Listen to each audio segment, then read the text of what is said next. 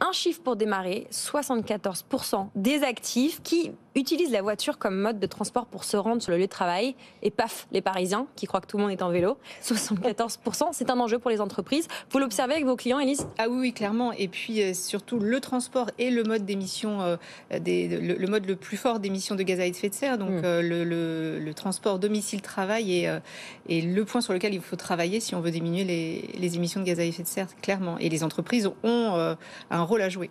Justement, on est employeur, on se met de leur côté ce midi. Quelles sont les obligations, au-delà de morale, on va dire légale, de prise en charge des déplacements domicile-travail des salariés? Rappelez-nous un petit peu le cadre juridique. Alors, il n'y en a qu'une obligation, c'est lorsqu'un salarié prend un abonnement à un transport public, l'employeur a l'obligation de prendre en charge 50% de cet abonnement.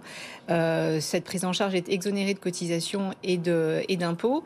En ce moment, on a pas mal de dispositions qui viennent améliorer tous ces dispositifs et désormais, il est possible pour l'entreprise de prendre en charge plus que 50%, tout en conservant les exonérations sociales et fiscales. On peut aller jusqu'à 75%, donc ça c'est tout nouveau.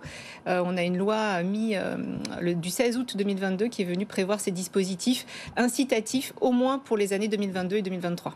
C'est-à-dire qu'on est bloqué dans ces dispositifs jusqu'à 2023 inclus, a priori aucune modification possible? Ah, si, il y en aura probablement, parce que chaque année on a des lois de finances et des lois de finances rectificatives. Donc là on en a eu une qui est venue mi-août ouvrir quelques champs, notamment en raison de la hausse du carburant, en raison de la nécessité de promouvoir les mobilités vertes. Donc là on a eu quelques ouvertures et qui j'espère seront pérennes, mais pour l'instant c'est pas le cas.